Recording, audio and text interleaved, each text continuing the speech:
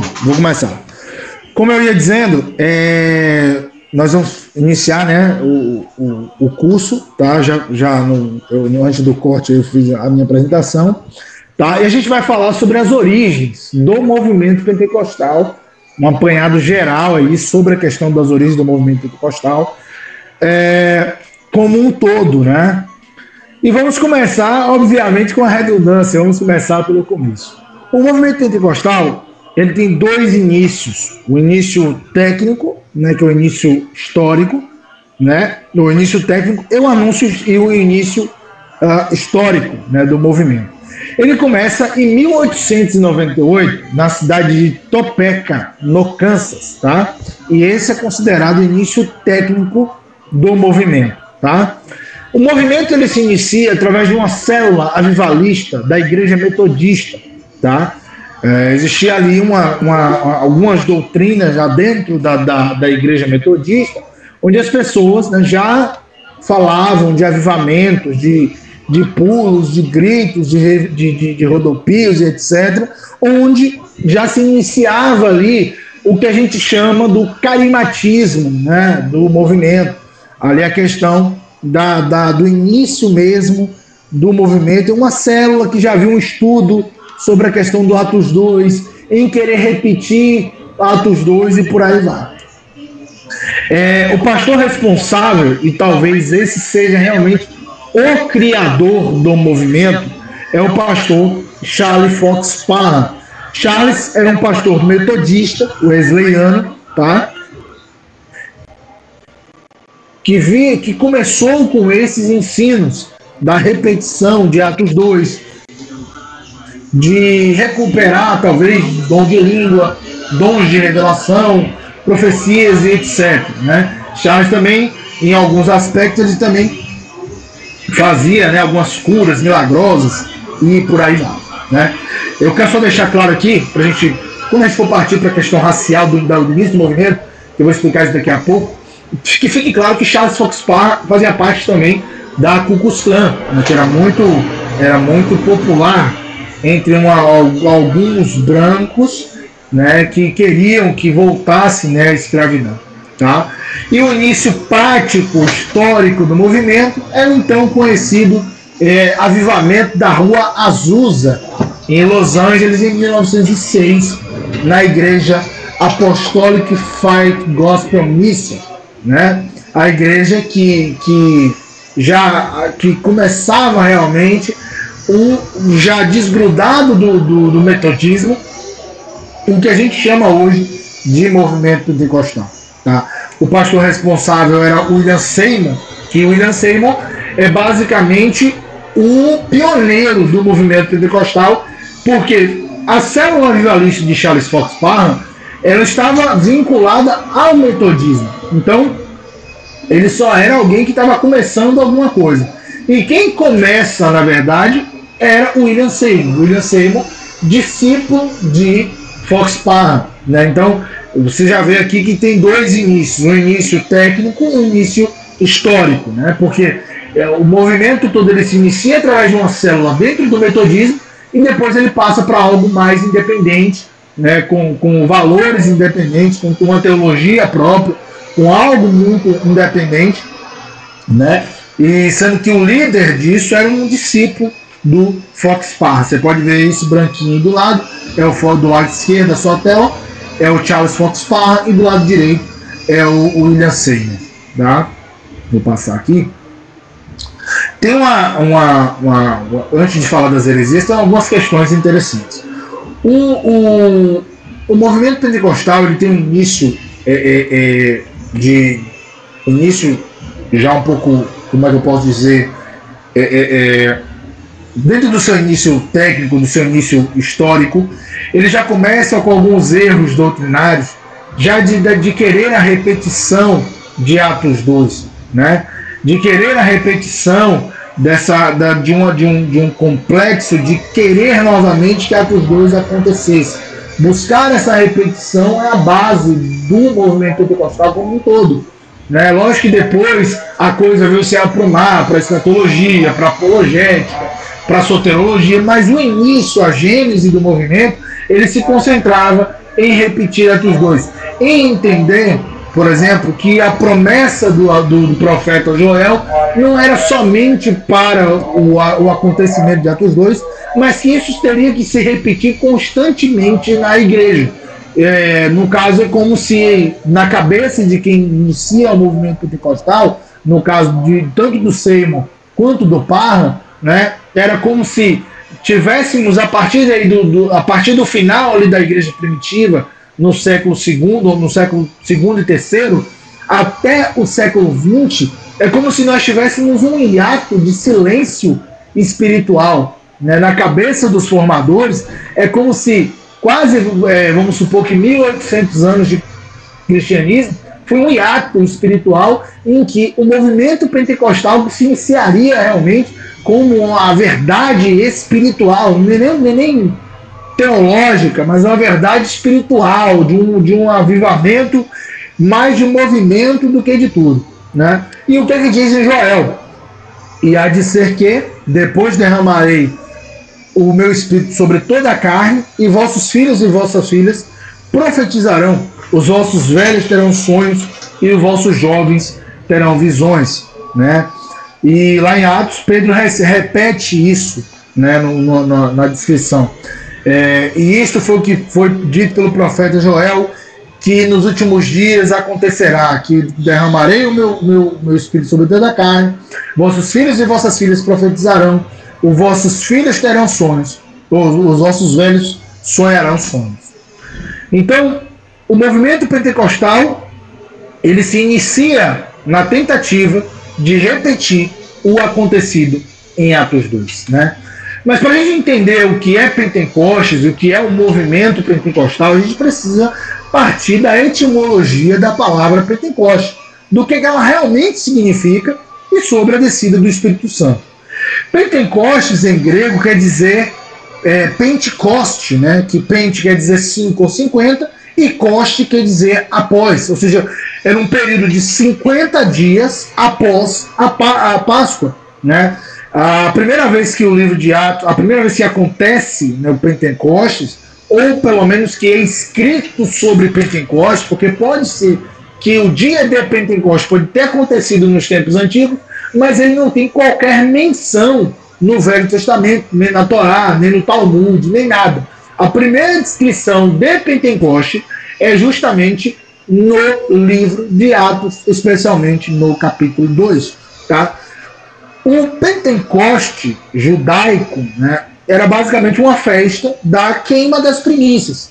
O cara que era agricultor, ele colhia, ou ele colheu naquele momento, né, presente ali, ele colheu algumas coisas e resolveu fazer uma oferta para Deus em queimar as suas primícias. Normalmente, a queima de primícias era o que a gente conhece como 10%.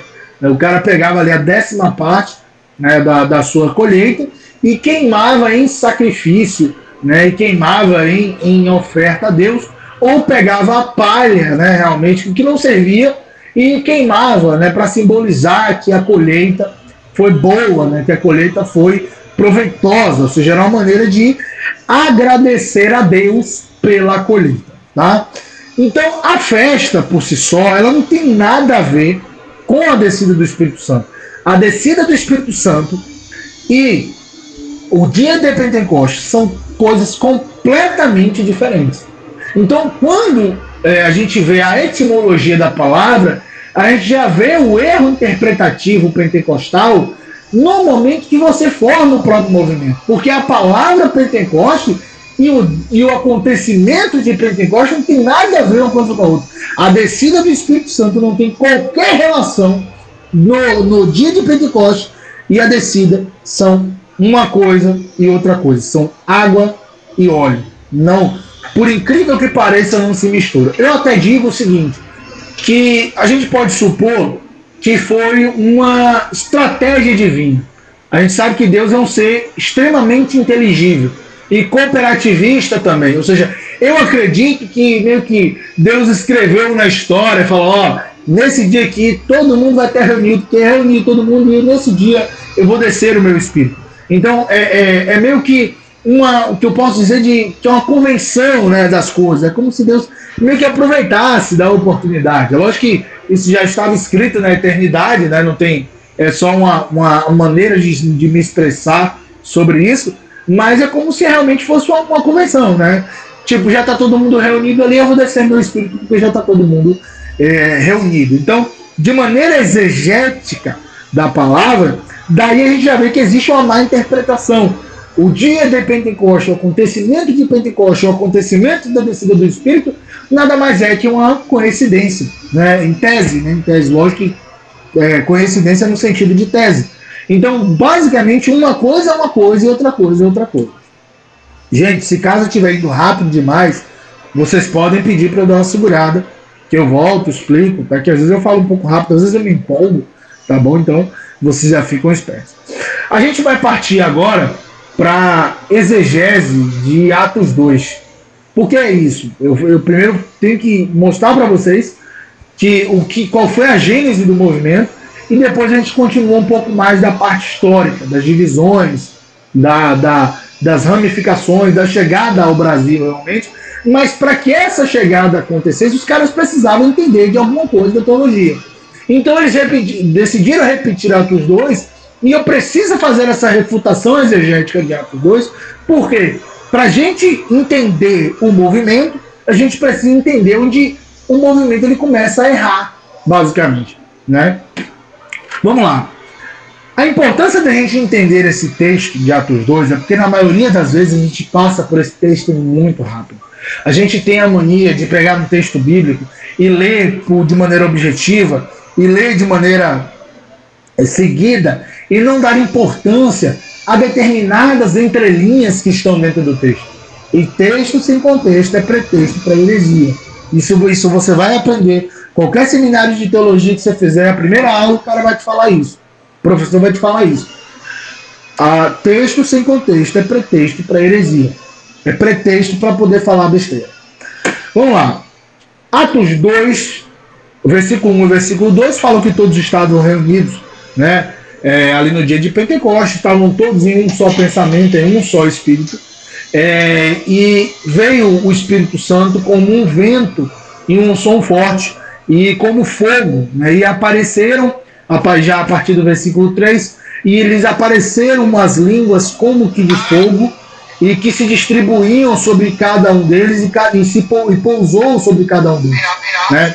Assim, exegeticamente, esse versículo, o ponto principal dele é a questão dos línguas como que de fogo.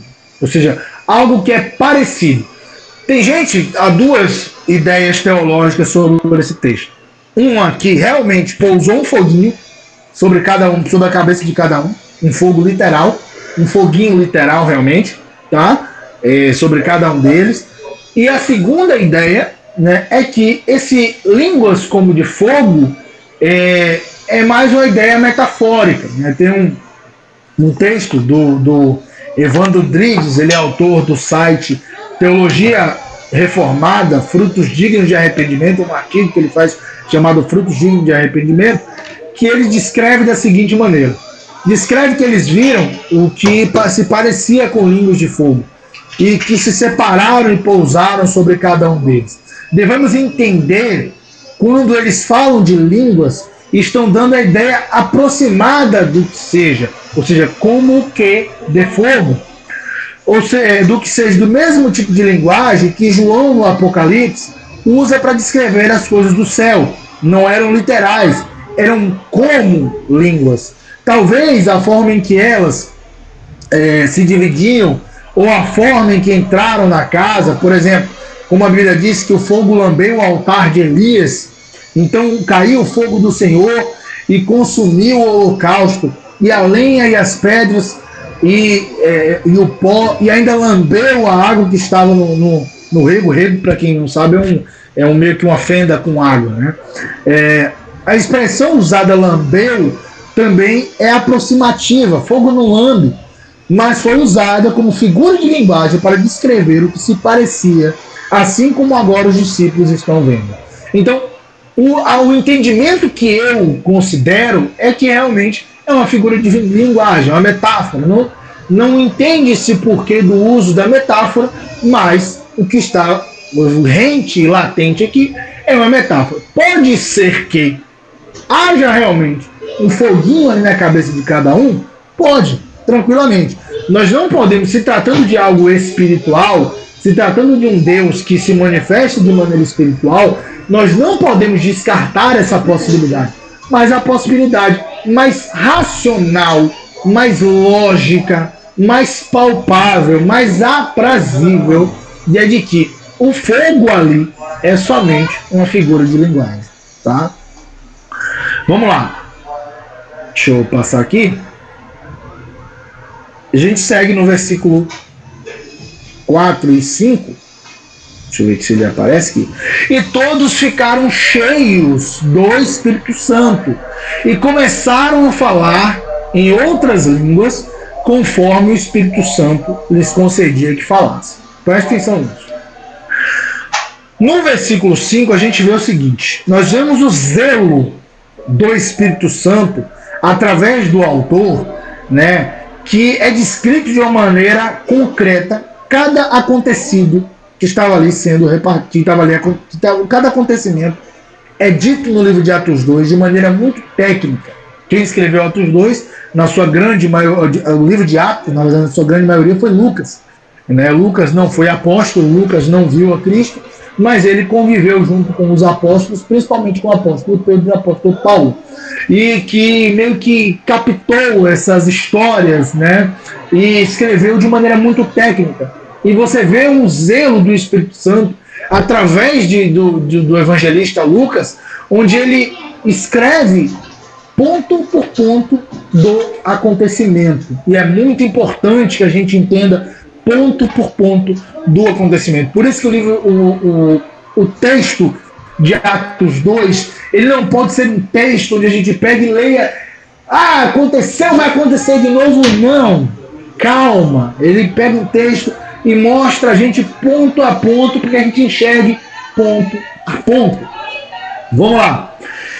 O autor é tão técnico, ele é tão perfeccionista, né, no texto, onde que ele fala que haviam homens de várias nações ali reunidos. A partir do versículo 5, ele deixa claro que haviam vários homens de várias nações. Veja bem.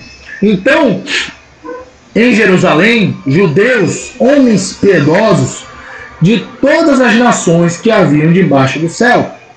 Ou seja, veja só, aqui a gente pode até fazer um adendo de curiosidade, que aqui a gente já vê judeus e gentios juntos, que é algo raro, era algo muito diferente para a época, de ver pessoas tão diferentes sendo aproximadas por um mesmo motivo, né?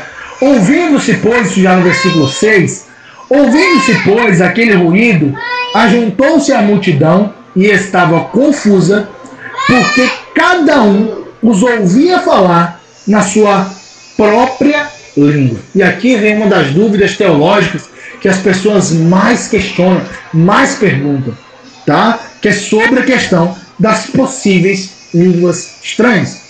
Olha como a gênese do Atos 2, a gênese da língua estranha, que é em Atos 2, cumprindo-se a promessa de Joel, dizendo que as pessoas iam ter novos acontecimentos e que Cristo falou que enviaria as pessoas ao mundo e que não se preocupassem, que ele ia dar uma língua para que essas pessoas falassem.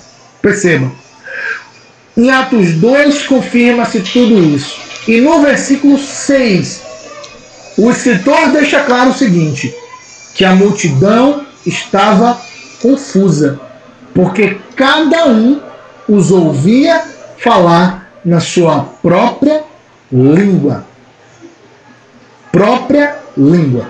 Não era repleplé, não era charamanaias, não era xerebecantorebe anádias, não era algo, sei lá, línguas estranhíssimas, não. Cada um os ouvia falar na sua própria língua.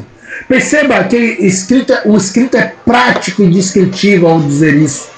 Quais línguas eram essas? As línguas das pessoas que estavam ali reunidas. A gente vai passar aqui. Olha só a descrição do versículo 7. E todos pasmavam e se admiravam, dizendo uns aos outros: por quê? Não são galileus todos esses que estão falando. O que acontece? A região da Galileia, a região de Jerusalém, Jerusalém como capital e Galileia como sede do interior, digamos assim, a gente vê aqui uma descrição de pessoas que eram consideradas como da roça. O galileu era da roça.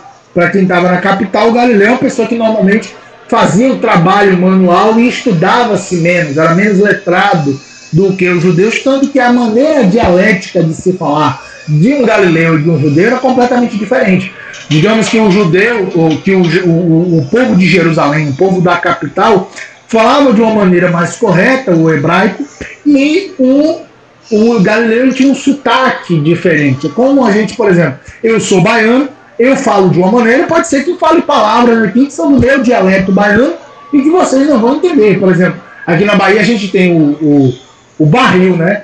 Barril, para vocês de qualquer outro estado, e barril é só um barril. Mas é que para nós, barril é sinônimo de difícil. Velho, não vá que é barril, ou seja, é um problema, é algo complicado, é algo difícil de resolver. E nós temos um sotaque, né? O baiano ele fala um pouco mais arrastado, e aí, não sei o que. Ou seja, o baiano ele tem uma fala mais, é uma fala diferenciada. Talvez o sotaque mais bonito do Brasil é o do baiano. Então, assim, o baiano ele tem uma dialética própria. Como em cada estado tem a sua própria dialética, tem a sua própria forma de falar. Há gírias, há vícios de linguagem de personalidade de cada estado. E olha que estamos no mesmo país. Então, por que seria diferente em Israel, que era dividida entre interior e capital? Então, quando eles pasmavam, se admiravam porque os galileus estão falando, era porque os galileus estavam falando de maneira correta, de maneira entendível, sem vícios, de maneira sem dialeto, de maneira pura. Era uma linguagem pura. O versículo 8 ainda frisa: como é, pois, que ouvimos falar cada um na sua própria língua que nascemos, deixando claro e claro de uma maneira, acho que é como se no versículo 8 se levantasse um outdoor, uma placa bem grande. Não são línguas diferentíssimas, estranhíssimas, não. São línguas humanas. São línguas entendíveis, são línguas audíveis. São línguas que eu consigo ouvir e saber do que a pessoa está falando.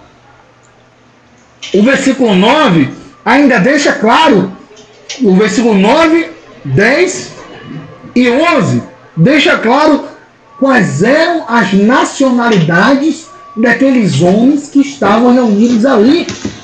Partos, medos, elamitas, mesopotâmicos, o povo da Judéia, Capadócia, Ponto, Ásia, Frígia, Panfilha, Egito, Líbia, Cirene, romanos, judeus, prosélitos, cretenses, árabes. Todos, 18 nacionalidades representadas naquele grupo de pessoas. Percebam, o autor ele deixa claro que as pessoas estavam falando uns nas suas próprias línguas, certo? Línguas maternas, ou seja, na língua em que nascemos, na língua em que aprendemos quando criança, certo? E estamos reunidos aqui. E o versículo 11, ele ainda vem dizer aqui, ó: ouvimos-los em nossas línguas. O que estamos ouvindo? Eles estavam falando das grandezas de Deus. Não era, repleplé, xaramanai, decantarabassub, anábias, deregarabassub. Não é isso. Eles estão falando em suas próprias línguas sobre as grandezas de Deus. Olha como o texto ele é solene, ele é absoluto ao mostrar que línguas não são línguas estranhas, não são línguas extraordinárias, espetaculares, com pulos, rodopios, com línguas emboladas. Não, são línguas humanas, línguas entendíveis. E eles ainda, o texto é tão perfeito que ele ainda fala que eles estavam falando sobre as grandezas de Deus. O texto não só dá a nacionalidade, mas ainda dá o que estava sendo dito. Vamos seguir? Passa aqui, está um pouco lento. E aí vem a questão se é glossolalia ou se é xenolalia. Toda vez que alguém me diz assim, sou pentecostal, automaticamente, inconscientemente, esse camarada está admitindo o seguinte: eu creio na estimulação do Espírito Santo e na evidência dos dons do Espírito, principalmente no dom de línguas.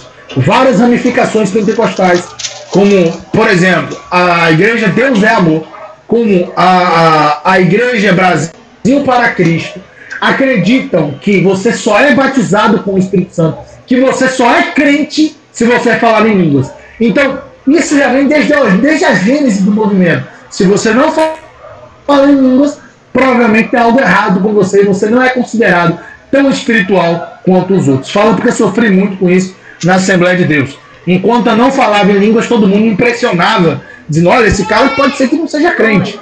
Esse cara aí tem alguma coisa errada, está em pecado. Rola um preconceito até com as pessoas que não falam em línguas, porque neles, na vida deles, pode ter algo de errado que o Espírito Santo não se evidencia e gera até uma pressão em cima do membro para o cara falar em línguas de todo jeito, né? E essa pressão exacerbada em cima do membro é o que gera essas línguas estranhíssimas que a gente vê.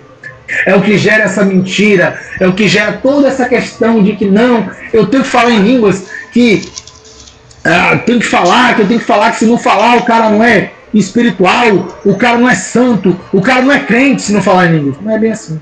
A coisa não é desse jeito. A coisa não acontece dessa maneira.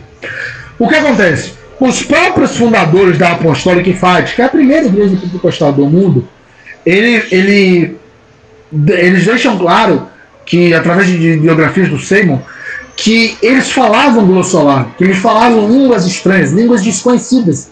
E língua estranha, glossolalia, né, em grego quer dizer glosso, língua, e lao é fala, ou seja, uma língua que se fala, uma língua falada, normalmente sem identificação. E essa língua normalmente está vinculada a um fenômeno psicológico, quando o cara simplesmente larga o doce e fala assim, deixa a língua falar, e o cara começa a falar uma língua estranha, né, uma língua diferente, uma língua que é um mero fenômeno psicológico. Isso acontece também nas religiões de matriz africana.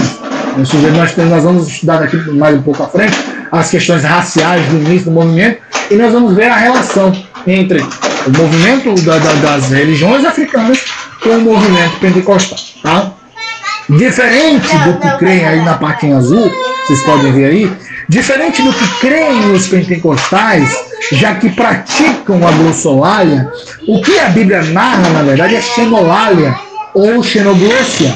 Xeno quer dizer povos ou povos diferentes, e lalo quer dizer língua, ou lalo ou glosso, ou seja, línguas de outros povos.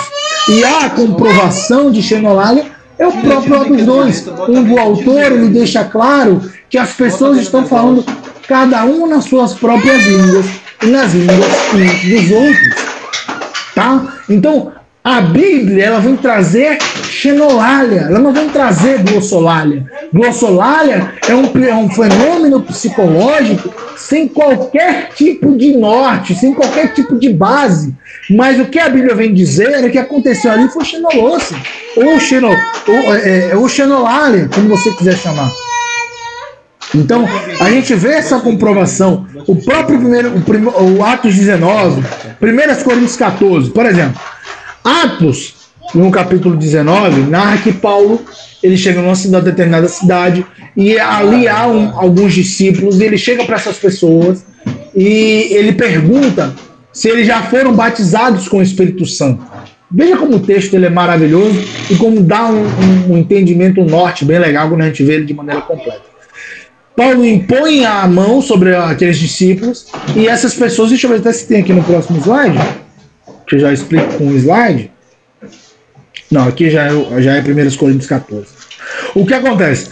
Paulo impõe a mão sobre aqueles discípulos e eles são batizados com o Espírito Santo, eles recebem o Espírito Santo e eles saem falando em outras línguas. O texto é bem claro quando diz isso, pode ler Atos 19 completo, você vai ver isso, se não me engano, a partir do versículo 10, que começa essa narração dessa história de Paulo.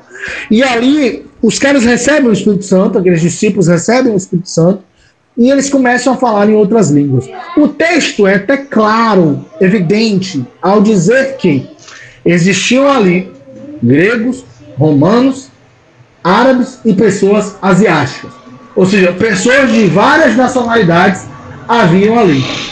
O texto é enfático ao dizer que através daqueles discípulos, muitos ouviram o evangelho e muitos se converteram. Não se sabe qual era a nacionalidade daqueles camaradas, mas eles falaram com pessoas de outras nacionalidades. Ou seja, bom, se eles saíram falando em línguas e eles evangelizaram um monte de gente, e se essas pessoas entenderam o evangelho, é porque nós temos que crer que a fé, ela vem pelo ouvir, e ouvir da palavra de Deus.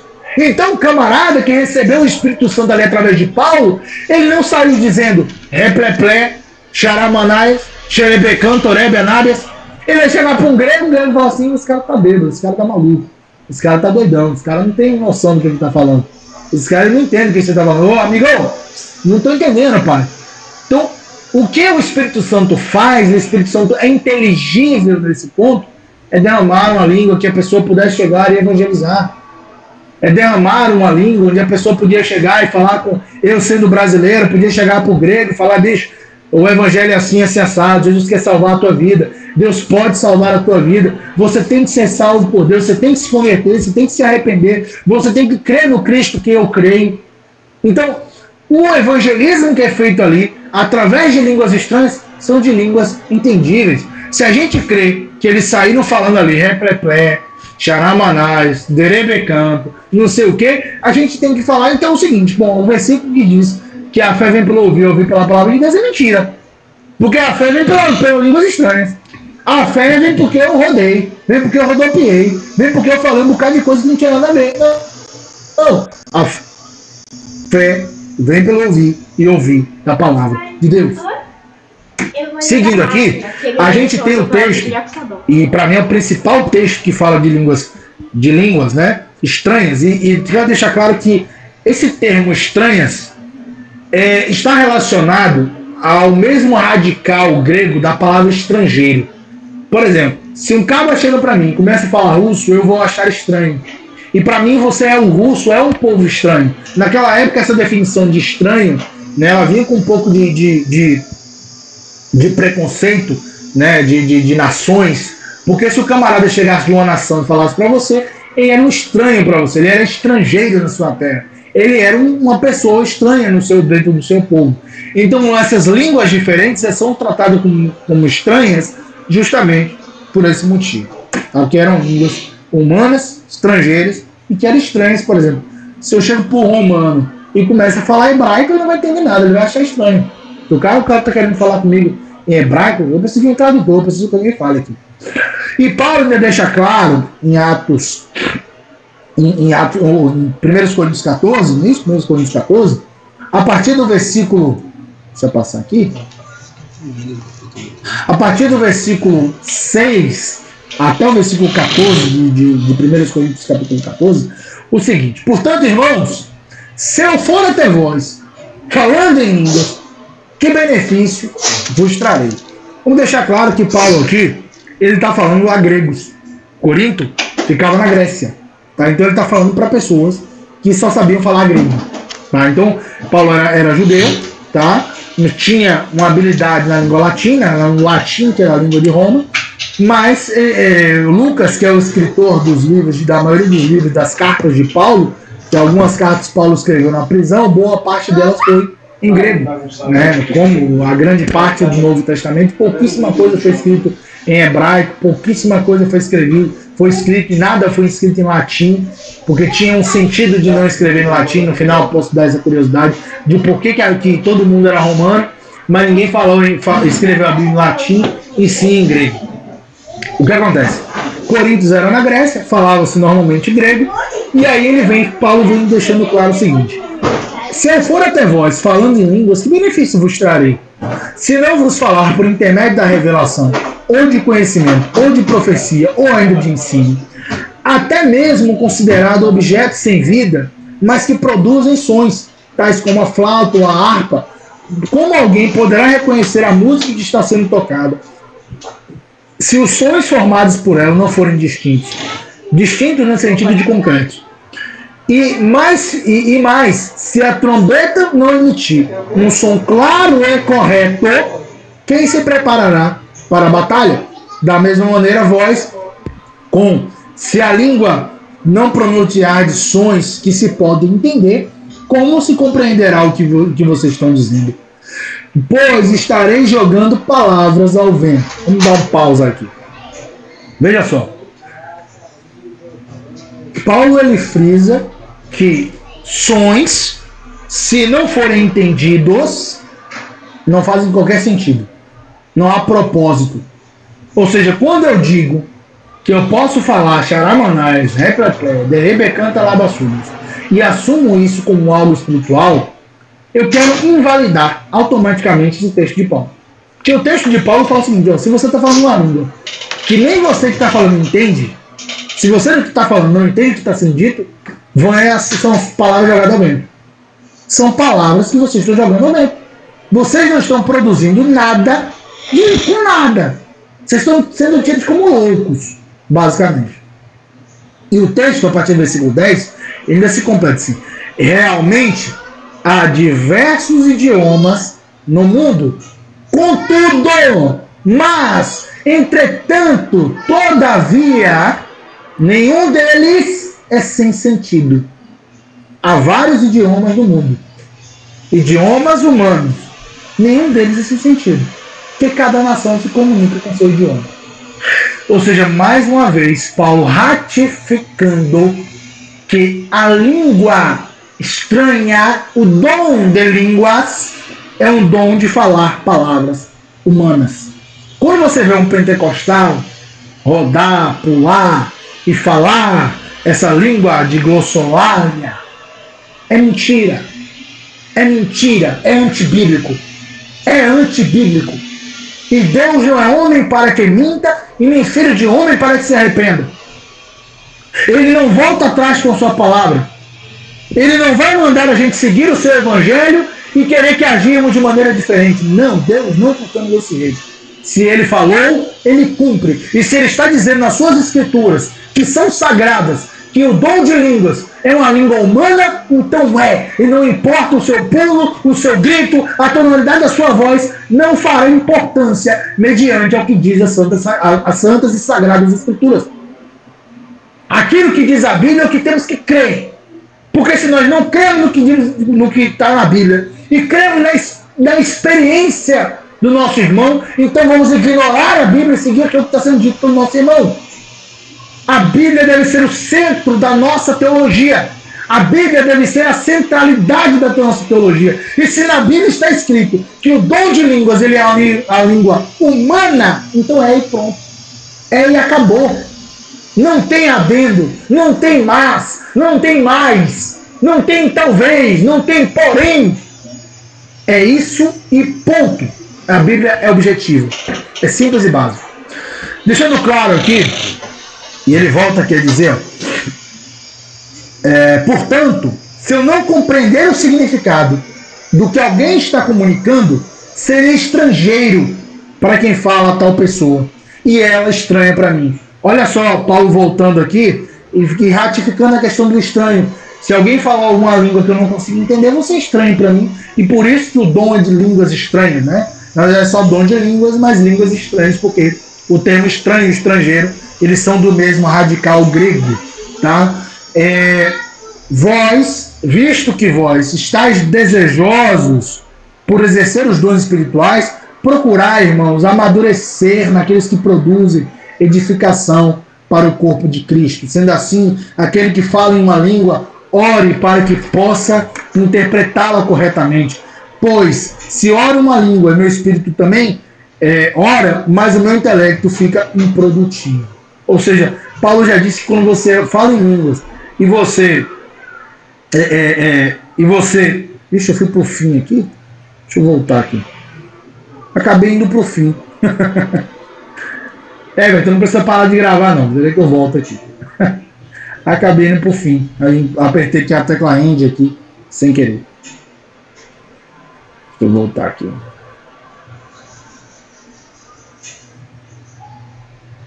Aqui. Ixi, voltou agora pro início. deixa eu passar aqui rapidinho. Ô, gente, desculpa, tá? Eu apertei a tecla End aqui sem querer. Fui passar pro lado, apertei End aqui. É o mal de não ver, tá vendo? Deixa eu ver se eu consigo passar aqui com mais rapidez. Não precisa parar de gravar não, tá, gente? São falhas do sistema, ócios do ofício. Gente, vocês estão entendendo tudo até agora? Me confirma aí. Me dê um feedback, que às vezes eu falo e nem reparo aqui se vocês se manifestaram ou não. Me dê esse feedback. Estão entendendo tudo direitinho?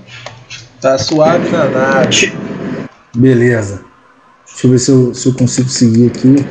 Meu computador tá Tirou muita dúvida que eu tinha.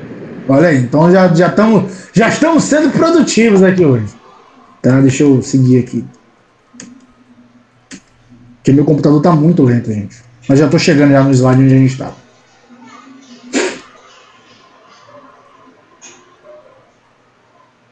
Estamos quase lá. Pronto, aqui já cheguei já no slide. Então vocês veem que o texto, ele vem deixar claro essa questão de que realmente as coisas são claras, as coisas elas são evidentes. Não são línguas possivelmente estranhas, são línguas estrangeiras, são línguas humanas, tá bom? Toda vez que alguém te perguntar, cara, que língua era essa? É a língua humana. Há duas indagações aqui que a galera sempre faz. Primeiro, o texto, ele também vem dizer que o seguinte, que aquele que ora em línguas, ele fala em mistério. O que é o mistério que Paulo está dito aqui? No contexto do próprio capítulo próprio capítulo 14 de 1 Coríntios, você pode pegar o texto e ler, fazer exegese do texto, fazer a hermenêutica do texto, vocês vão ver que o contexto que Paulo fala de mistério é que se eu falo uma língua para você e você não entende, então, querendo ou não, é um mistério. É um mistério para mim o que você está dizendo. Aquele que ora a Deus em línguas, ora em mistério, ou seja, ora algo misterioso, em que Paulo ainda frisa que só é entendido por quem está falando e por Deus. Portanto, ele estabelece que se você está falando uma língua que nem você mesmo consegue explicar o que está entendendo ou interpretar, é necessário que haja intérprete. Se não há intérprete, o que Paulo recomenda? Que você cale sua boca. Então, quando alguém estiver na igreja, na sua congregação, você pode fazer isso. O cara está falando em línguas. Chega para ele e fala assim, você entende o que você está falando? Ah, não entendo não. Massa, então cala a boca. Porque essa é a regra bíblica. Ignorante assim, Paulo? Sim, ignorante assim. Porque é por causa de falta de ignorância e por excesso de permissividade que nós permitimos que esse tipo de coisa antibíblica entrasse nas nossas igrejas e permeasse as igrejas como elas estão hoje. A segunda dúvida é a metáfora. Gente, pega a Bíblia, vai estudar, entende metáfora. Gente, a Bíblia, ela fala de várias metáforas. O próprio Cristo falava em metáfora. Se você não entende figura de linguagem, fica muito difícil para você entender a Bíblia. Quando, se eu não me engano, 1 Coríntios, capítulo 12, Paulo fala, ainda que eu falasse, ou seja, ele não fala, mas ainda que ele falasse a língua dos homens e dos anjos, né? E aí a galera fala, oxe, e tem língua dos anjos? Pô, pode ter língua dos anjos. Pode ser que haja uma língua celestial, não tem problema nenhum. Mas Paulo ele usa de uma metáfora. Vamos supor, ainda que eu tivesse todos os equipamentos de futebol americano e não gostasse de futebol americano, não ia adiantar. Paulo ele está falando sobre amor. Ainda que eu falasse a língua dos homens e dos anjos, sem amor, de nada valeria. Ou seja, ele está falando no sentido de conhecimento. Ainda que eu conhecesse coisas de um padrão espiritual elevado, que foge do meu entendimento, e eu falasse de tudo que tem aqui na Terra, se eu não tivesse o amor, ainda assim seria inválido. Esse é o sentido metafórico do texto. Quando alguém vier te perguntar, bicho, eu falo a língua dos anjos, você vai falar também? Ou por que falamos a língua dos anjos? Ou se falamos a língua dos anjos, não se fala a língua de anjos. Paulo usa de uma metáfora. Qualquer adolescente que está fazendo 9º ano, 7º ano, se ele for interpretar um texto, ele tem que entender o que são figuras de linguagens. Parece que o crente cresce e esquece. Parece que alguns teólogos pentecostais, por exemplo, eles crescem e voltam para a infância. porque não consegue interpretar alguma metáfora. E por aí fica falando besteira, dizendo que tem língua de anjo, que a língua estranha é a língua de anjo. Pô, pelo amor de Deus, né? Pelo amor de Deus. Vamos evoluir, vamos melhorar, viu? Vamos seguir junto. Vamos voltar agora para a parte histórica. E é bem interessante essa questão da expansão e da chegada do movimento no Brasil, tá? Em que o movimento ele começa a se quebrar 4 anos depois. Depois que ele surge, já em 1910, a Rua Apostolic Fight era uma igreja composta de brancos e negros, ela era multirracial. O que para a época era um absurdo, porque só tinha 50 anos que a escravidão tinha acabado, e vocês sabem, o americano daquela época era racista, sim. O branco era racista, sim. Ah, mas não era. Existia, sim, a dualidade entre brancos e negros nos Estados Unidos, como também havia no Brasil, e como se perpetua, lógico que hoje muito menos, mas que ainda se perpetua, tá bom? Vamos deixar essa questão racial clara aqui. Tanto que, uma curiosidade, Seymour era discípulo de Parham. Parham participava da Ku Klux Klan. Quem não sabe o que é a Ku Klux Klan? A Ku Klux Klan era um movimento separatista branco em que crucificava e queimava negros. E Parham era participante disso. Tanto que William Seymour, segundo o que eu li, né, no que é dito por Paul Freston, que é um grande historiador, um grande teólogo inglês, ele fez toda a questão do panorama do movimento pentecostal de maneira política, tá? Ele tem um livro dele chamado Política na América e o Movimento Pentecostal, e procurem esse livro, que é um livro que eu li e usei aqui como base do meu questionamento.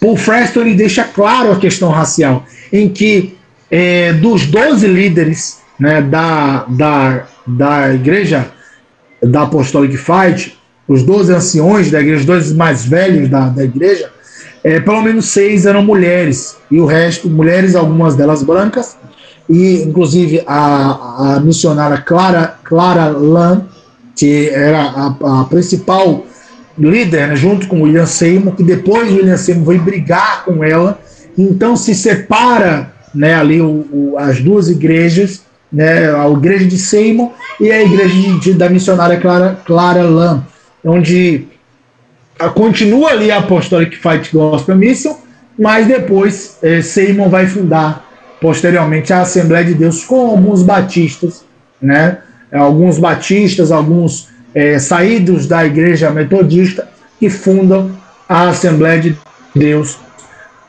por William Seymour. Ou seja, o movimento ele começa em 1906 e com 4 anos ele já ganha uma briga ali, né?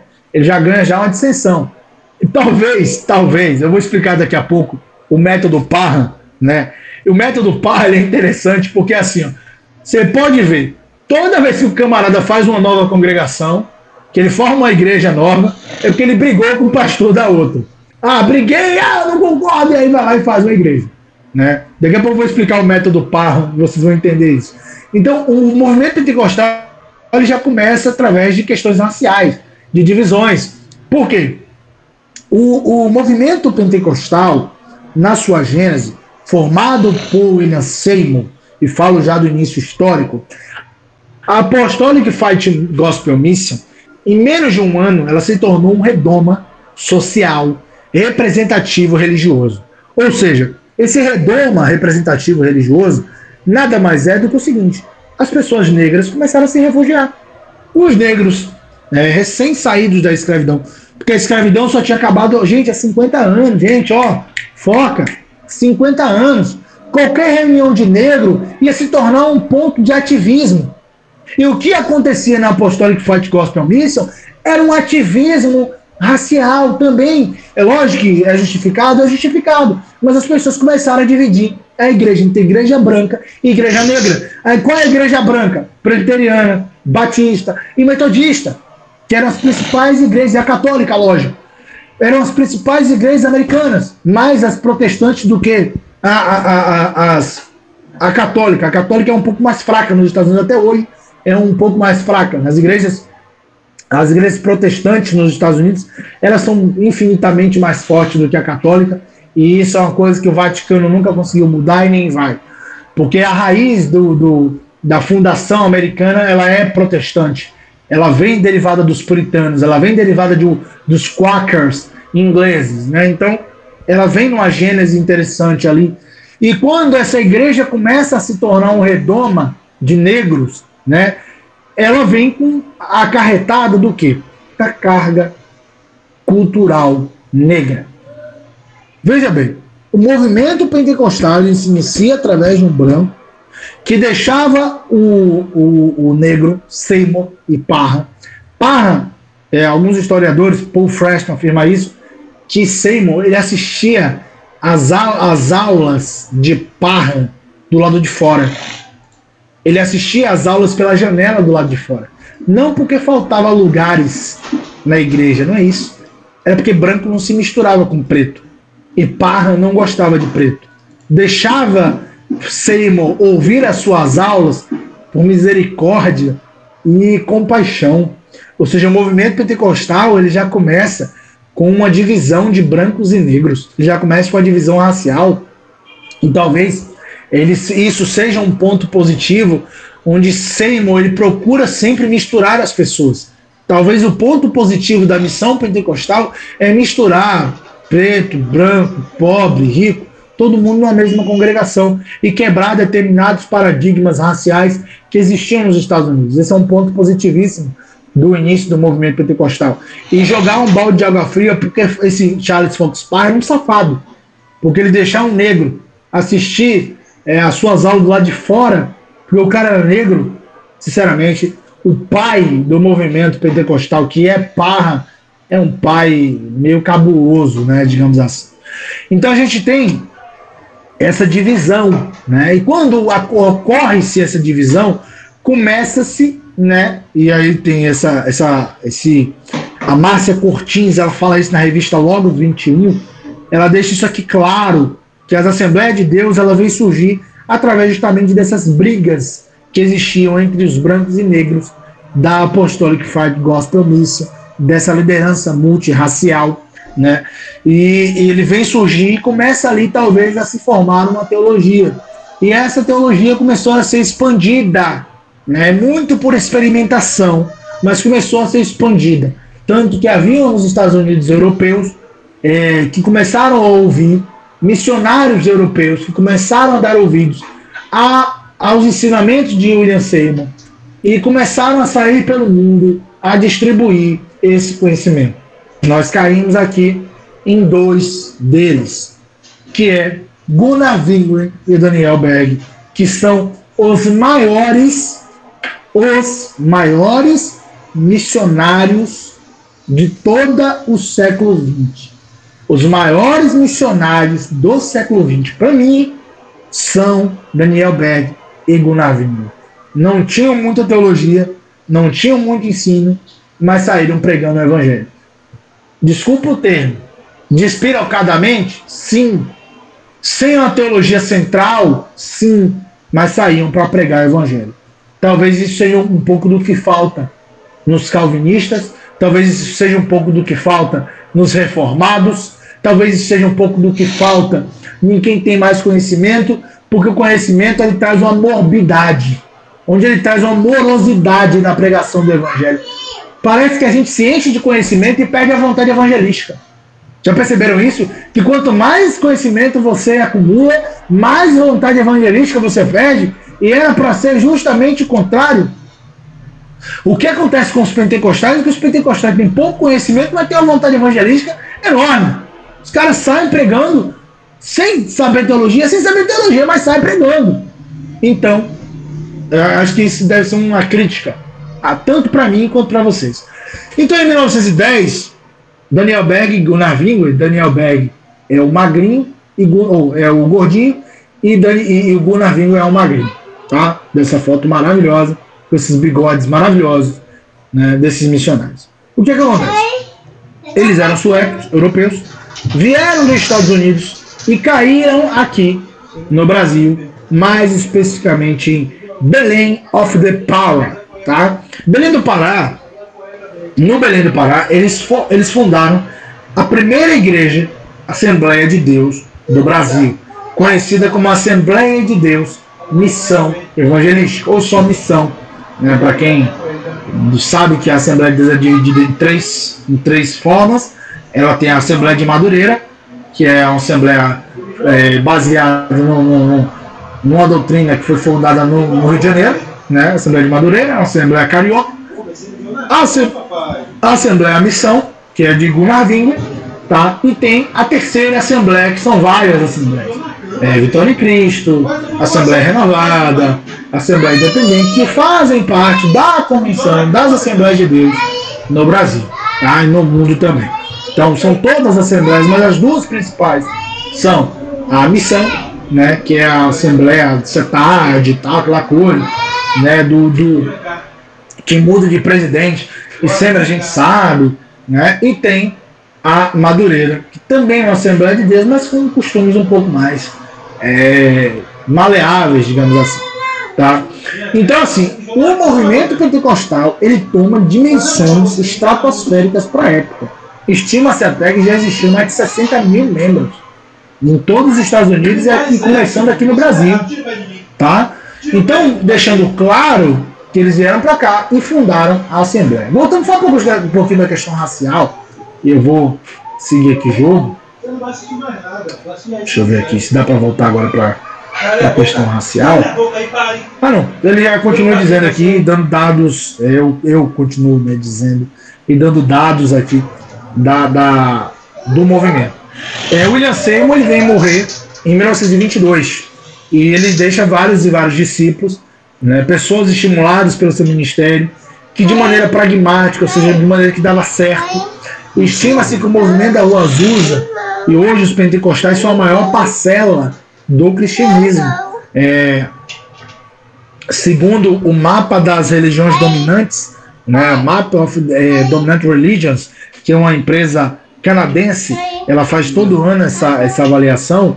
Em 2018, eles fizeram a avaliação de que havia no mundo 980 milhões de protestantes, ou seja, hoje já deve passar da casa do 1 bilhão, em que 70% da parcela dos protestantes são pentecostais, certo? Ou seja, estima-se que haja 686 milhões de pentecostais em todas as partes do mundo, das mais clássicas às mais heréticas. Ou seja, é muito provável que haja pelo menos uma igreja pentecostal no seu bairro. No seu bairro, é possível que haja pelo menos uma igreja pentecostal. Deixando claro, tá? No meu bairro aqui tem umas 30 igrejas pentecostais. Aqui na esquina de cá tem uma, na outra rua tem outra, na rua de cima aqui atrás tem outra, descendo aqui na rua tem outra também. Ou seja, todo lugar que você vai tem uma igreja pentecostal. Então, por bairros, mas normalmente é possível que haja uma igreja pentecostal em cada bairro no Brasil, digamos assim. No Brasil, são em torno de 40 a 43 milhões de protestantes, onde 22 milhões são só da Assembleia de Deus. E estima-se que passe da casa dos 32 milhões de pentecostais só no Brasil. Ou seja, dos 43 milhões de protestantes, cerca de 32 ou 33 milhões são pentecostais. 22 milhões são só da Assembleia de Deus, tornando a Assembleia de Deus a maior igreja da América Latina. A maior congregação latino-americana é a Assembleia de Deus. É a maior igreja do Brasil e no quesito América. Tá bom? Eu até botei uma frase aqui, que eles nascem como coelhos, crescem como ratos, fazem verdadeiras redes de fast food gospel, pregando um evangelho completamente deturpado e alcançam um número estrondoso, seja pela preguiça reformada, seja pela abrasiva pregação pentecostal. E aí eu não vou explicar, entendam como quiser. Depois no final da aula a gente discute. Vamos seguir o jogo. Gente, tá tudo bem, tudo tranquilo, posso seguir o jogo daqui? Me dê esse feedback, por favor. Tô falando rápido demais, já ficou alguma dúvida aí? Abram seus microfones e me dê esse feedback aí. Tranquilo? Não tô falando rápido não, dá pra entender. Pronto. Mas já gerou alguma dúvida? Se for, já escreve aí para no final a gente fazer um debate com a discussãozinha rápida, tá? Fecha o microfone e segue o jogo. Bom, o processo de expansão no Brasil ele é um pouco complicado, né? Porque assim, no Brasil tem gente, são muitas congregações. E estima-se que abram por ano mais de 14 mil igrejas. Por ano no Brasil. Tá? Então, é muita igreja, é muita mesmo. E isso é um dado de 2010 para cá. Então, assim, eu vou explicar aqui algumas coisas que eu chamo de método Parra. E vocês vão entender o porquê que eu chamo de método Parra e o porquê que o movimento ele se expandiu tanto. Tá? O método Parra, ele é o quê? Ele se constitui na vontade de mostrar uma teologia ao mundo, em se dividir em várias e várias congregações. Por exemplo, quando você vai fazer uma igreja presbiteriana, por exemplo, tem que ter um conselho, o cara tem que ser formado em teologia, tem que ter, sabe, uma coisa rebruscada, o cara tem que ser um reverendo, e não sei o quê, precisa muita coisa, muita burocracia para se abrir uma igreja presbiteriana, por exemplo. Então não se abre igrejas presbiterianas em cada esquina, como é feito na igreja pentecostal. E o método Parra, ele fala o seguinte, ó, se você tem, isso foi uma tese inventada por mim, tá? Se você tem uma boa dicção e tem um destaque social na sociedade, na comunidade, você já tem dois motivos aqui para formar uma igreja. Por exemplo, eu, nos meus tempos de pentecostal, e eu falo muito bem, isso eu não estou me exaltando, mas é uma coisa que todo mundo sabe, eu falo muito bem, eu tenho uma ótima dicção, dificilmente eu erro uma palavra, dificilmente eu erro uma preposição, dificilmente eu erro uma metáfora, dificilmente eu erro uma vírgula quando eu escrevo, por exemplo. Então, quando você tem uma ótima dicção, é normal que dentro das igrejas você tenha um destaque social dentro da sua comunidade ali. Então, o camarada, por exemplo, eu comecei a pregar com 17 anos de idade, porque eu já falava muito bem e tinha um grauzinho de conhecimento teológico interessante. Eu era basicamente uma cópia do Marco Feliciano. Para a galera dizer que eu ia ser o novo Marco Feliciano, porque eu era tão polêmico quanto, falava muita bobagem, apoiava tudo que ele dizia, tinha um monte de DVD do Feliciano, assistia um monte de vídeo do Feliciano. Tá? Então eu falava muita coisa baseada no Marco Feliciano. Curtia o cara, ficava esperando sair reportagem do cara, entrevista. Eu era um adorador. O meu bezerro de ouro era o Marco Feliciano. Eu acho que todo jovem pregador, pentecostal, ele tem o Marco Feliciano como espelho, cara. Não é possível. É básico isso aí. Então meu espelho era isso. Então assim, tinha um destaque social, eu comecei a me destacar e comecei a pregar. Pelo método Parra, esse já era um motivo para poder brigar com o meu pastor e sair para poder botar a minha igreja. E você pode ver que enquanto os reformados precisam de faculdade, burocracia, documento, não sei o quê, para você botar um livro pentecostal, você não precisa ter curtão. Tem um colega meu que ele era do candomblé, ele se converteu, e aí ele foi para a igreja quadrangular, né? Começou a se converter na quadrangular. E depois ele saiu solteiro, tá? Solteiro. Ele botou uma igreja e dessa igreja ele disse que era o pastor. Com um ano ele já era bispo. Ele casou bispo, tá? E ele já determinou que a mulher dele era missionária. E depois ele determinou que a mulher dele fosse bispa da igreja. E depois ele determinou que ele era apóstolo. E a mulher dele agora é bispa primaz da igreja. Gente, pelo amor de Deus. Eu até não concordo com a letargia reformada, mas eu também não concordo com essa despirocalização dos pentecostais de querer botar uma igreja em cada esquina. E a questão do cara que ganha essa questão do destaque social na comunidade é que ele começa a parecer um pouco mais espiritual do que os outros. Por isso que o cara começa ali como um pastor, passa para bispo e depois ele muda para apóstolo. Ou ele vira patriarca, pai apóstolo, sei lá. Então, é muito interessante o que fazem os pentecostais. O cara não tem um curso teológico, mas por que ele fala um pouquinho melhor do que os outros? porque ele pula mais do que os outros, porque ele rodopia mais do que os outros, porque ele se demonstra mais espiritual do que todo mundo, ele briga com o próprio pastor e bota uma igreja. Gente, não é assim. Não é desse jeito. É por isso que tem tanta heresia no Brasil. Porque é muita igreja, é muita gente falando bobagem, é muita gente querendo ver o evangelho do seu próprio jeito. Gente, parece que a gente parece que Deus é um monte de peça de Lego em que a gente sai montando. Gente, Deus não é peça de Lego. Esse movimento de querer montar a igreja porque brigou com o pastor, isso é loucura. Tem igreja que nasce hoje, amanhã o cara vai lá e termina. Pelo amor de Deus. Será que foi isso que nós somos chamados? Será que foi para isso que nós somos chamados? Eu não acredito. E o quinto passo do método PAR é você escolher locais estratégicos. Né? Locais estratégicos por quê? Um antigo bar, um lugar que era, sei lá, um puteiro, como eu já vi aqui em feira, prostíbulos, que viraram igreja depois. E depois acabou a igreja e virou prostíbulo de novo, creio.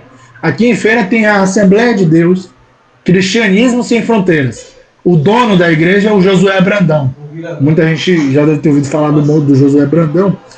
O interessante é que do lado da igreja, questão de 5 metros, quando acaba o território da igreja, tem um prédio que a frente deve ser uns 5 metros, um prédio pequeno, a frente deve ser uns 5 metros, e tem um prostíbulo do lado da igreja. Aqui acontece também que tem uma igreja adventista ali num bairro chamado Sobradinho aqui, que do lado da igreja, do lado mesmo, colado parede com parede, tem um prostíbulo. Ou seja, você tem um puteiro do lado da igreja. Ou seja, são pontos estratégicos bem interessantes, né? Vale a pena frisar. Vamos seguir o jogo aqui. Bom, o movimento pentecostal, historicamente, ele se divide em 3 ondas. São ondas que foram feitas por Paul Freston, tá? Em que elas têm cada uma as suas características. Né? Nós temos aqui a primeira onda, que é o pentecostalismo clássico, né? Chamada com o período de 1898 até 1922. Nós temos o deuteropentecostalismo, que ele vai de 1930 até 1960, e a terceira onda é de 1960 até os dias de hoje. Finalzinho ali dos anos 60, início dos anos 70. Até os dias de hoje, nós vivemos hoje a terceira onda do movimento pentecostal na divisão feita por Paul Freston, tá? E vamos explicar as características de cada onda ali. Deixa eu ver, gente, se eu só pegar uma água, me dê em 2 segundos. Só pegar uma água aqui.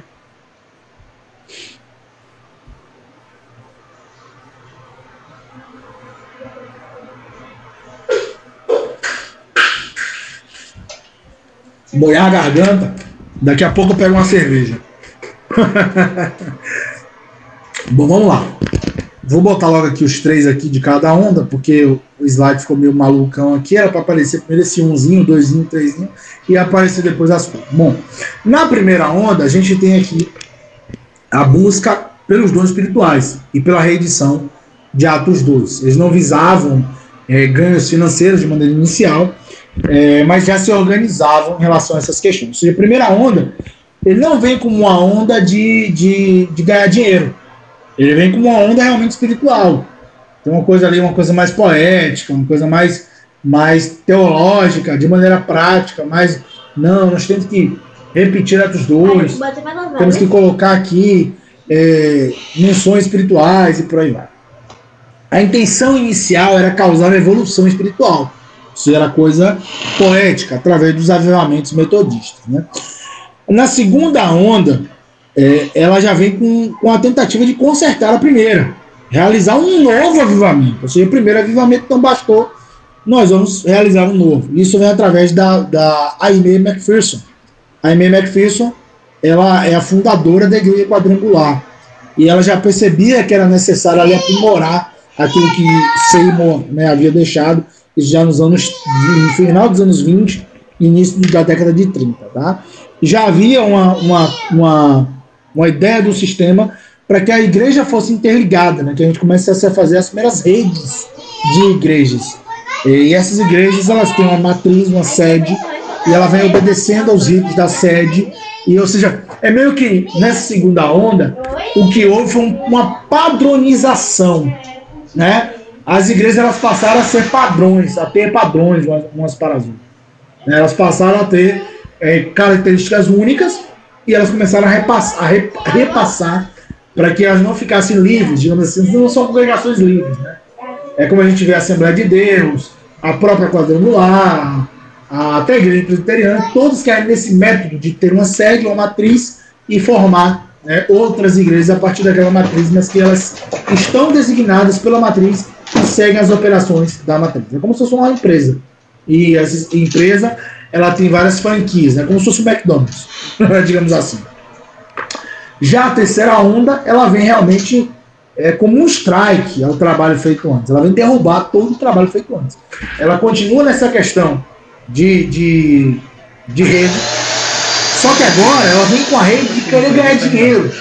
A terceira onda, ela vem com ganhos financeiros. Diferente da primeira onda, em que se formava um missionário, o cara ia sair pelo mundo, formar igrejas, ensinar teologia de maneira mais letárgica, mais tranquila. Na segunda onda, ele já começa a ter um processo mais mecânico, um processo quase que industrial. Na terceira onda, esse processo já está a todo vapor, cara. E o que a galera começa a botar? A botar dinheiro no meio da história. A pregar a teologia da prosperidade, a teologia da libertação, a teologia da batalha espiritual. E várias heresias. Todas as heresias que nós vemos hoje, é lógico que a culpa é da primeira onda, lógico. Ninguém mandou, ninguém refazer Atos 2. Mas as igrejas da terceira onda, que são frutos da primeira, são igrejas que chegaram e falaram, não é só repetir Atos 2, é ganhar dinheiro com isso. E a galera começou a ganhar dinheiro realmente com isso. Talvez o pioneiro disso, estrangeiro, chama-se Kenneth Hagin. Kenneth Hagin é o americano responsável pela terceira onda, segundo Paul Freston. E aqui no Brasil, isso já não é segundo Paul Freston, mas é segundo o que todo mundo sabe, o pioneiro do movimento neopentecostal é Edir Macedo. Com o famoso vídeo do Dá ou Desce. O cara forma uma igreja e começa a obter ganhos financeiros quase que infinitos com uma igreja, com a rede de fast food gospel, com várias heresias. Você vê, na Universal não tem reteté. Não tem reteté, mas ela é continuista. Que ela acredita que não devemos continuar fazendo coisas, devemos continuar com uma espiritualidade que estimule Deus a fazer coisas. Assim como era na primeira. Só que a intenção da primeira era estimular o Espírito Santo para que repetisse Atos 2. Já na segunda, o estímulo é para ganhar dinheiro realmente. O da terceira onda, o estímulo ele é financeiro. Não tem nada de espiritual em igreja neopentecostal. Nada. É só uma tentativa de ganhar dinheiro. É só isso. Nada se aproveita das igrejas neopentecostais. Nada. Creio. Na segunda aula, até falei disso na aula gravada, na segunda, que depois vocês vão adquirir a segunda aula, ela já está gravada, nós vamos editar, e eu falo sobre a questão teológica de cada ponto, de cada base, de cada detalhe por detalhe. Vamos seguir jogo. E aqui eu fiz um gráfico, né, mostrando da Gênese, da primeira onda, as igrejas da segunda onda e a igreja da terceira onda. Na primeira onda, a gente tem ali no pentecostalismo clássico a Assembleia de Deus, como a primeira igreja pentecostal. Depois a gente tem ali no mesmo ano o nascimento da CCB, da Congregação Cristã do Brasil, que não tem uma história muito clara, não se sabe nem de como é que surgiu a CCB, só se sabe que surgiu, né? E eu falo da história dela na segunda aula, tá? Depois vem ali, na segunda onda, começa a Liga Quadrangular, Brasil para Cristo, e a Igreja Deus é Amor, né, que são igrejas, apesar de mais clássicas, mas ela já vem numa pegada hoje, né, já está muito misturado com o neopentecostalismo, e a terceira onda, realmente, que começa através da Igreja Universal, né, no finalzinho dos anos 60, início dos anos 70, até o final dos anos 70, começa a surgir a Igreja Universal. Depois vem a Igreja da Graça, a Igreja Renascer, que era a igreja da bispa Sônia Hernandes, né, e do Estevão Hernandes, do apóstolo Estevão Hernandes. e a Sara Nossa Terra, que é a última da grande leva. Depois disso, nos anos 2000, acaba isso aí. Todo esse gráfico nos anos 2000, ele é destruído. Porque as igrejas começam a formar igreja, gente começa a formar igreja, muitas igrejas. Então essa questão são as principais de cada onda. Lógico que entre esses três processos, várias igrejas nasceram e várias igrejas morreram. Mas as principais de cada onda são esses aí. O que veio depois são igrejas que são relativas. É igreja que não dura 5 anos, igreja que não dura 1 ano, igreja que não dura 1 mês. Tá? Então, deixando isso claro. Essas são as mais populosas, né? E eu dividi aqui em 2 grupos, já para a gente começar a finalizar aqui essa aula. Em 2 grupos. Vou passar aqui o slide. O grupo 1, que é o da teologia da prosperidade, que são as igrejas de meio de segunda e terceira onda, que já tem uma visão de prosperidade, de cura e tal, que pode até ter um reteté, tá? Tem muitas igrejas que têm reteté, que são neopentecostais, tá? Tem um reteté, tem um pulo, tem um rodopio, tem um grito, tem aquela pirofagia toda, fazer aviãozinho, etc. Tem muita coisa disso. Mas eu frisei que nesse grupo aqui, que são igrejas que têm o vínculo com a teologia da prosperidade. Possa ser que tenha igrejas, e tem várias realmente, que são de teologia da prosperidade e que tem reteté, mas tem igrejas que não tem. Já o grupo 2 é o grupo do reteté mesmo. Deus é amor, Assembleia de Deus, é a própria quadrangular. São igrejas que são, que no caso, são igrejas talvez menores, igrejas que têm um reteté, são a Assembleia de Deus, igrejas maiores. Ou seja, são igrejas que priorizam a repetição de Atos 2, né? Esse grupo 2. O grupo 1 ele prioriza a prosperidade. E o 2 ele prioriza a espiritualidade. Pode ser que haja igrejas de um grupo e de outro que tenham um pouco de cada um, pode ser sim, que tem uma mistura muito grande. Como é que eu definiria aqui? O grupo 1 são igrejas derivadas da terceira onda. Todas do grupo 1 aqui são igrejas, são igrejas que vieram da terceira onda. No grupo 2, são igrejas que vieram já da primeira onda. Por exemplo, o cara que nasceu na Assembleia de Deus e ele forma uma igreja onde ele mantém determinados costumes da Assembleia de Deus, mas ele já tem a questão da prosperidade, do financeiro, etc. Então, com essa divisão aqui, está tudo bem explicadinho. Depois vocês param com o carro. Não vou mandar o slide no grupo do Boteco. Parem direitinho, leiam o slide, porque senão a gente vai perder muito tempo aqui explicando essa questão de visão, essa visão teológica. E isso eu explico com mais abrangência na segunda aula. Vou deixar aqui o merchan para a segunda aula, tá? Vamos fazer agora o João Kleber. Para. Segunda aula, né? Vamos lá. E a grande pergunta para a gente finalizar essa aula maravilhosa: de onde vem o reteté? Essa é a grande pergunta. De onde vem o pulo, o grito, o rodopio, o charamanás e o etc. O que acontece? O reteté não tem qualquer base bíblica. Vamos deixar isso claro. Mas eu quero lembrá-los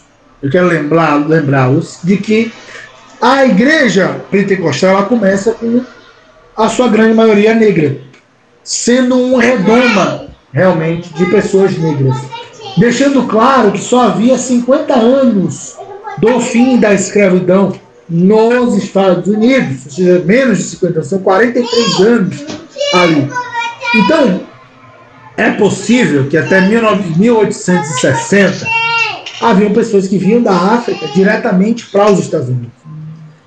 Ou seja, traz uma carga emocional, uma carga cultural. E nós sabemos que os negros africanos, eles são felizes, são dançantes, são cantantes, colocam instrumentos realmente, atabaques, tambores.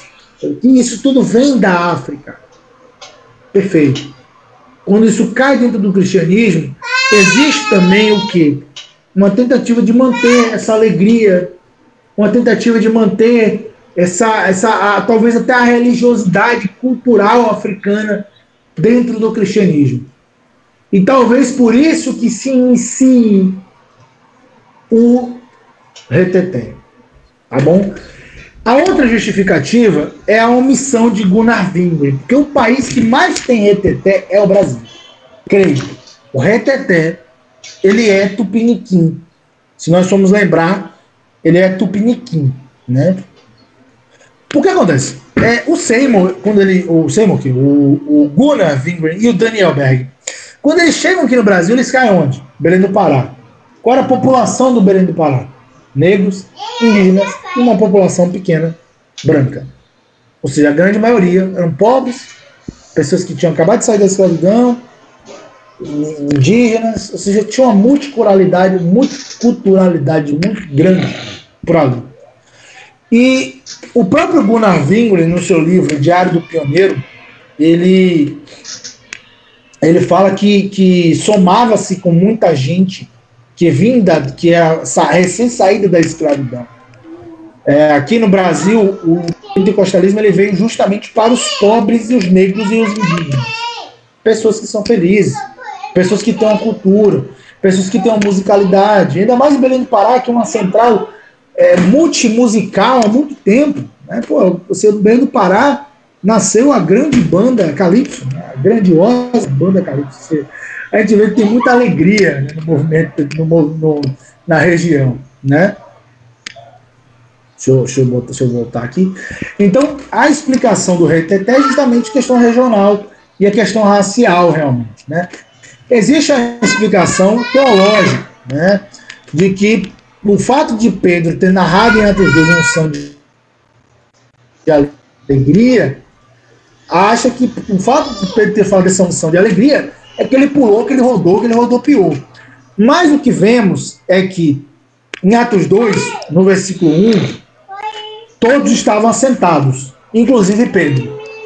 E acontece todo o derramamento do Espírito Santo, descrito até o versículo 13.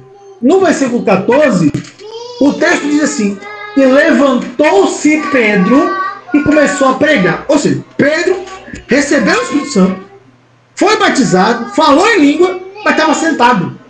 Pedro estava rodando assim, sentado, estava, sei lá, sapateando sentado, tipo, rodando igual maluco.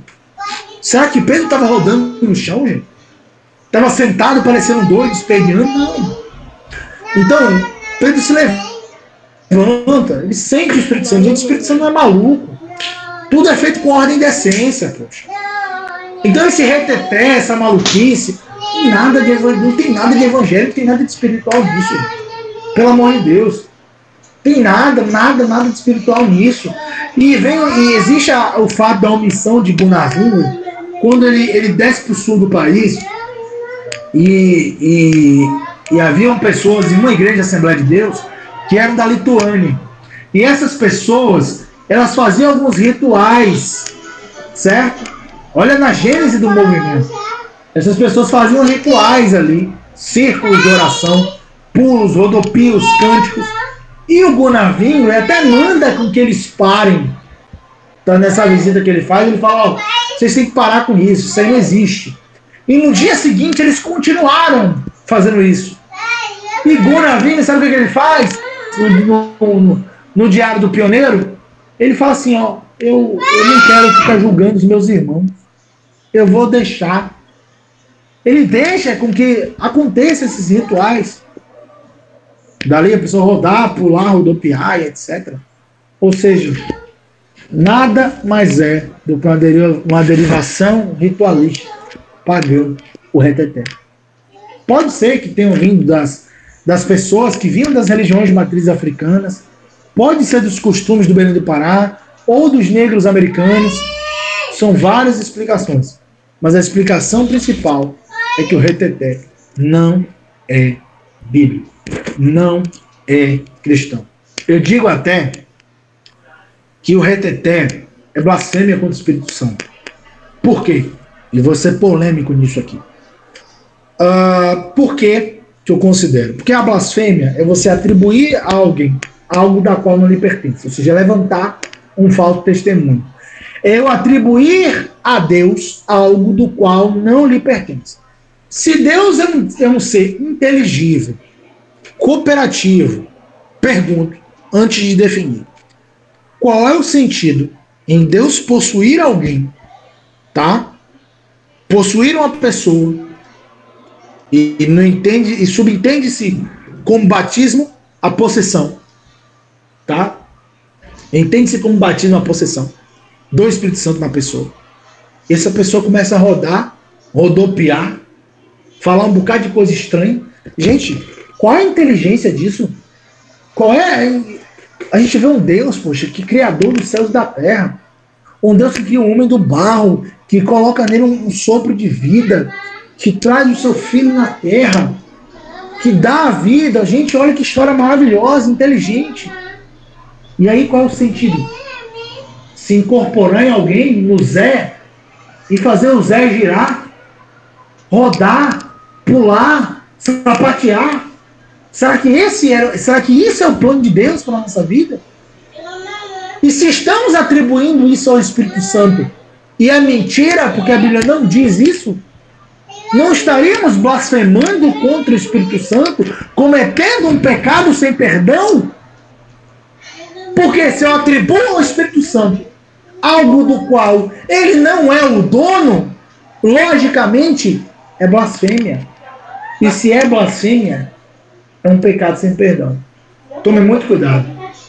Quando vocês forem dizer que algo é espiritual, tome muito cuidado. Muito cuidado. O reteté é uma blasfêmia contra o Espírito Santo. E ela vem da gênese do movimento. Ela não é de algo de agora. Ela é de algo que veio de lá de Inacema. Eles já pulavam lá, já rodopiavam lá. O que a gente vê é só a expansão hoje. Então tome muito cuidado. Deixa eu passar aqui. Gente, eu vou iniciar esse momento de perguntas. O Everton, pode finalizar a gravação. Eu quero agradecer a vocês por estarem aqui. Tá? Eu achei que não ia dar ninguém, achei que ia ser só eu e Everton hoje. Já parou aí, meu filho? Pode ligar seus microfones.